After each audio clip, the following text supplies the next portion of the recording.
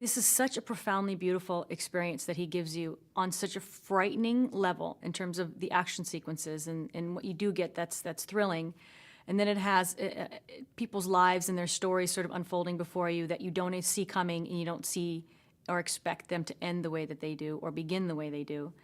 And it gives you an outlook on space, almost as though you're the voyeur of what's happening in space and the Earth below that. So it's almost a three-tier point of view of something that almost looks alive and creature-like, which is this whole space odyssey thing that takes place from the very beginning to when things shatter and explode and fall apart to the journey after that. So if I had to describe this film, it would sound horrible and no one would go, but that's only because I don't possess the vocabulary or the descriptives in order to make it sound as beautiful as it is, and amazing and as frightening and as thrilling as it actually is.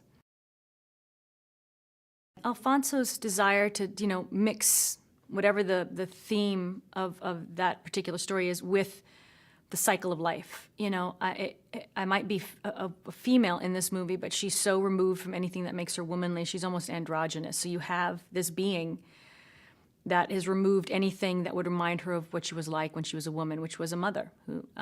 So she's a robot. She's just, everything is perfunctory. Everything is to serve a purpose, which is to complete this mission, to get this piece of machinery that she's created, which is amazing.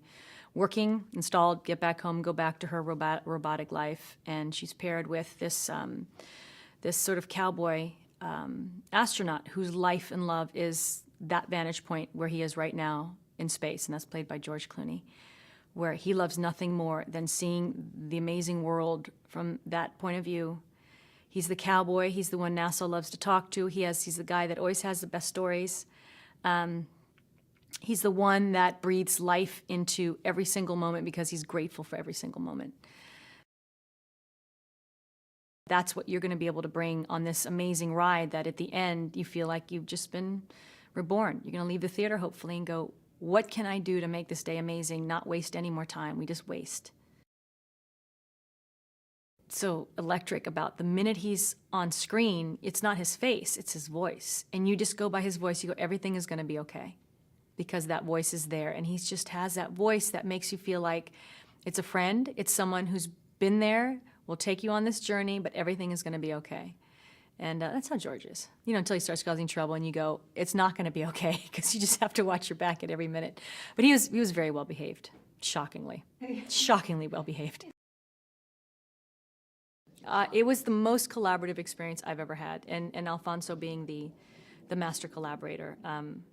You think of all the great filmmakers, and you go, oh my gosh, I admire this person's work, and then you meet them or you hear that they're a horrible human being, and they have, like, we all have our demons, but then you meet one who you admired for so long, and who they are as a human being far exceeds what you ever could have imagined them being, and that's Alfonso. And that's why he had every single person struggling so hard to just do their best and to give him what he wanted, because they knew that this man who'd created so many great films before was creating something it's unknown but profound and very beautiful.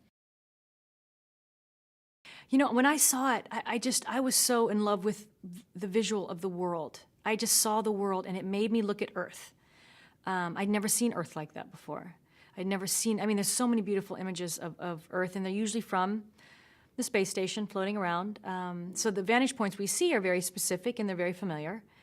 We've not seen our planet like this, as such a character, as so, I don't know, like they made it so every color, every element, every landmass, every sunset, every sunrise, every storm has such, it's alive. It shows it as a live, living entity.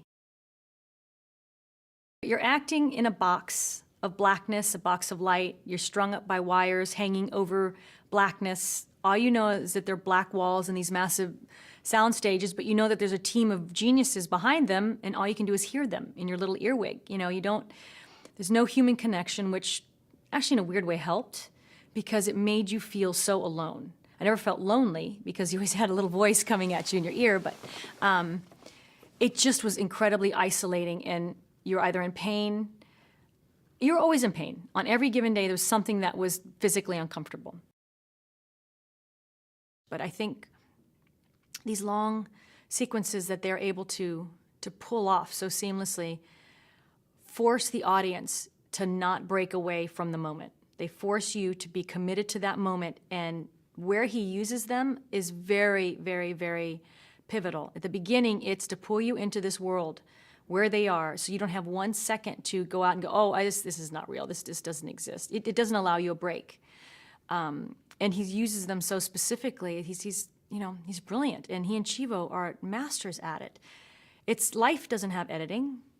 It's sort of they're trying to give you that hold your breath connection to the moment that life gives you. It doesn't give you a moment to sit back and, adjust your feelings. They don't want you to adjust your feelings. They want you to remain uncomfortable, engaged, frightened, in love, grieving, suspended. And that's how they do it, is with those shots.